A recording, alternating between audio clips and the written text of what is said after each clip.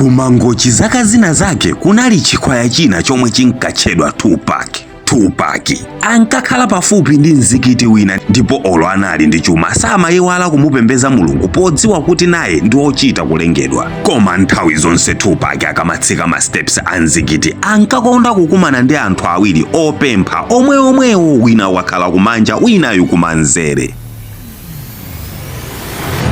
Opempha wakumanzereyu nthawi zonse ankakweza mkono wake nati, Mulungu wanga, munamupatsa chuma munthu uyuyu cha nkhaninkhani, chonde Mulungu wanga nane ndidaliseni ndikanga chepe monga munamudalisira iyeyu.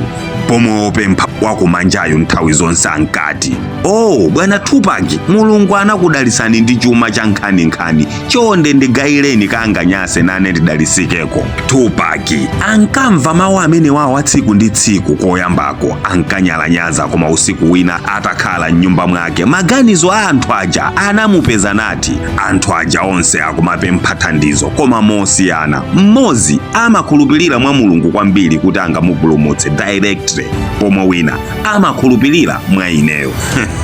Anaseka Tupac nayitana wantchito wake nati, mmawa ndikupita ku tawuni, koma upite ku mzikiti.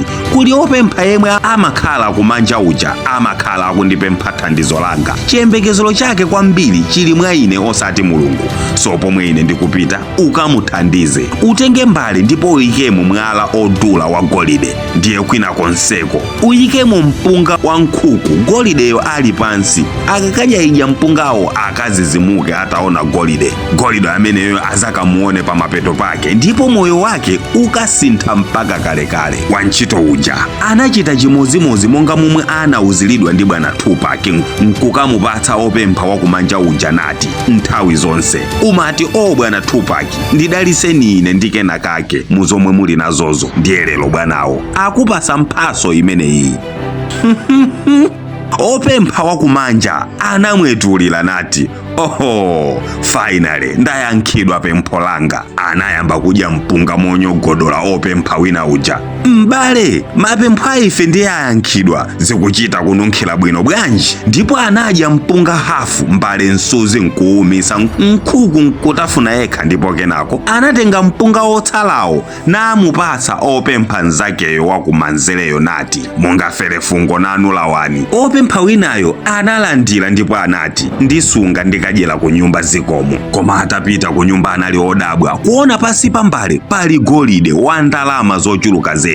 Misonzi inadzadza m'maso mwake nati, Ambuye mwandiyankha, ndipo kuchokera lero sindizapemphanso moyo wanga onse. Ndipo naye moyo wake unasinthiratu, ndipo ankapita ku mzikiti osati kokapemphera koma kokathokoza zabwino zomwe Mulungu wamuchitira. Tupac atatha masiku komwe anapita kuja anabwererako, ndipo atapita ku mzikiti nkudabwa wayima shoulder to shoulder ndi opempha wina wakumanzere uja. Ndipo potuluka panja nkuona wina uja anampasa mpunga uja akadalipo opempha panja pompaja ooneka ovutika mmene analili. Ndipo Tupac anamulankhula nati, moyowu ndi ovuta kumvesesa nzako ankapempha apadzana uja ankati, Mulungu wanga ndidaliseni, pomwe iwe unkati, bwana Tupac, ndidaliseni ine, ndipo ndinakutumizira chipulumuso, koma m'malo mwa iwe chakapeza munthu yemwe anali ndi chikhulupiriro cholondola chokhulupirira mwa Mulungu. Nanenso Tupac ndaphunzira kuti plani ya Mulungu nthawi zonse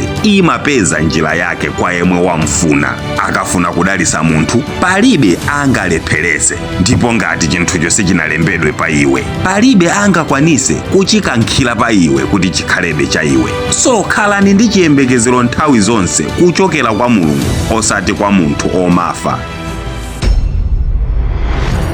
Phunziro langa munkhani, anthu ambiri lerolo ziyembekezero zambiri zili mwa munthu, ndipo pang'ono ndi pang'ono zimatikankhira komupembezanso munthuyo. Ndipo Baibulo limati Mateyu 4:10, Ambuye Mulungu wako udzamugwadira ndipo iye yekhayo udzamulambira. pomwe mbali inayi otsata Kurani sura Dariyat verse 56 Mulungu amati sindinalenge ziwanda ndi anthu pokhapokha kuti azizandipembeza ine basi. Khalani okhulupirira nthawi zonse kuti chomwe chili chanu chidzakhalebe chanu pangatalike motani. Ndine Dini Studios tangopanganikoniso ni share kankhani kuti ena ake kawapeze mwina nkutheka nawonso nkuphunzira kenakake mu nkhani.